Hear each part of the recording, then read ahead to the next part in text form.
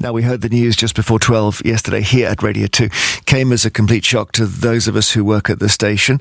The presenter of our breakfast show, Scott Mills, had been sacked over, we're told, allegations related to his personal conduct, and the sacking was with immediate effect. He'd actually been off the breakfast show since last Tuesday, and Gary had been sitting in. Then there was an email sent to staff here yesterday in which the BBC's Director of Music, Lorna Clark, acknowledged that the news would shock us here at Radio 2, as well as shocking you at home. And she said, I will update everyone with more information on plans for the show when I'm able to. While I appreciate many of you will have questions, I hope you can understand that I'm not going to be saying anything further now. So there's nothing more in terms of the reasons coming from the BBC. However, the Mirror has obviously been on the trail of something, because it reported that the allegation related to a historic relationship dating back more than 10 years. It then emerged that in December 2016, the Metropolitan Police began investigating Scott over allegations of serious sexual offences against a teenage boy who we've only learnt this morning was under 16. The Met said these were reported to have taken place between 1997 and 2000. As part of these inquiries, a man who was in his 40s at the time of the interview was questioned by police under caution in July 2018. A full file of evidence was submitted to the Crown Prosecution Service, who determined the evidential threshold had not been met to bring charges. Following this advice, the investigation was closed in May 2019. It's not clear what role, if any, that police investigation played in Scott Mills's sacking. The BBC has approached Scott for comment. Nothing yet. The news comes at a difficult time for the Beeb, of course. It's the last week for the current Director General, Tim Davey, whose tenure has seen a series of high-profile departures, including Hugh Edwards and Greg Wallace. The corporation will soon welcome a new DG, Matt Britton. So we'd just love your thoughts on this as a Radio 2 listener. What are the implications of this for the BBC and for your Radio 2? Get in touch. Text us 88291. Email vine@bbc.co.uk with your phone number, or you can WhatsApp us. And let's talk first to Katie Razzle, the culture and media editor for BBC News. So just trying to make sense of this. The BBC has only said what?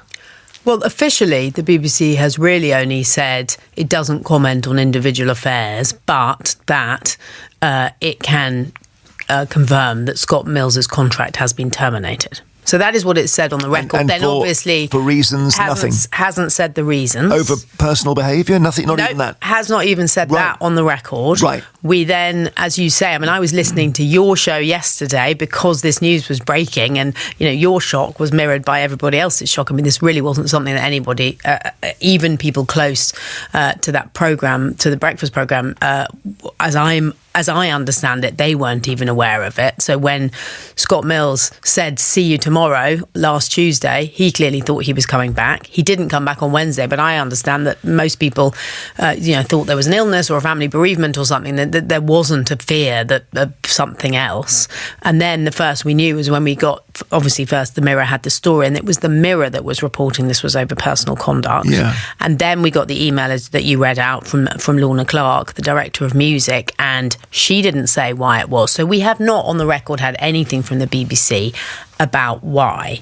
And then the Mirror, as you say, which has been leading this, hats off to the Mirror, if indeed they're correct, but they have got this story about these historical allegations of serious sexual offences. And the BBC, we at BBC News obviously have been looking into this. We got our own statement from the Met Police that you read out a lot of, just the details of that. So the details about the fact that this is serious allegations of serious sexual offences that were reported to have taken place between 1997 and 2000, and that then a man in his 40s at the time of the interview was questioned under caution in July 2018, so a long time after the offences were alleged to have taken place. Now, and then this morning, we have been told by the Metropolitan Police that the teenage boy, as they called him, who is involved in these allegations, these serious sexual offences against him, is under 16. So at the time that these were alleged to have taken place, this boy was under 16 and Scott Mills would have been aged between 24 and 27. Right. Gosh, and I have some follow-up questions, and you may just need to say, I don't know, to these. The boy at the centre of the allegations at the end of the 90s is the same person about whom Scott was interviewed in 2018, correct? Say that again. The person who is the alleged victim is the same in 1997 as in 2018. Same person. Oh yes, absolutely. Okay. So the police are saying that we questioned somebody about allegations dating back to that time. Has that person spoken in any way whatsoever? Not that I'm aware of. And they would now be in their 40s, we assume. Are they behind the Mirror story? Have they gone to the Mirror?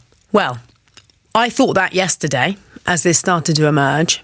The Mirror doesn't seem to be running, any story with that person. So, you could say, well, perhaps the Mirror is speaking to that person. That person wants to remain entirely anonymous, but they may be driving the coverage or giving them the information they need. But I can't stand that up in any way as yet. We are not aware of this person speaking to anybody. Right. Because clearly that's one of the questions is, did they speak to the BBC? Well, is that why this happened? Well, exactly. Why this has happened now. Now, the other question which will come out for the BBC is, were they not aware that Scott Mills was interviewed by the Metropolitan Police in 2018? And if not, why not? Well, Jeremy, you're a very good journalist. I hope I'm nearly as good as you. And I have put a series of questions to the BBC press team, a very long list. I don't know if I'm expecting many answers, but that is top of the list. Did the BBC... It may well not have known back in, clearly didn't know back in the 90s, because if it had, it wouldn't have hired him, because these start in 1997, these allegations, and that he wasn't at the BBC then, he was at Heart. So he then gets a job on Radio 1 in 1998. Possibly crucial information. That's probably crucial information. But I asked the BBC and have as yet not had an answer. Did it know back in between 2016 and 2019 that he was being investigated, that he was then questioned under caution, that the CPS had then decided not to go ahead with any prosecution? I don't have an answer to that. If Scott was in a relationship with an underage boy, big if. Big speculation. Except the Met has said they questioned him about that. Then, and if it started in 1997, then that was not when Scott was at Radio 1, correct? Correct. He joined Radio 1 in 1998. All right. Okay. I think that's all we have for you at the moment. But tell us when you have more. I will. Thank you very much indeed. Katie Razzle, Culture and Media Editor for BBC News. Thanks. It's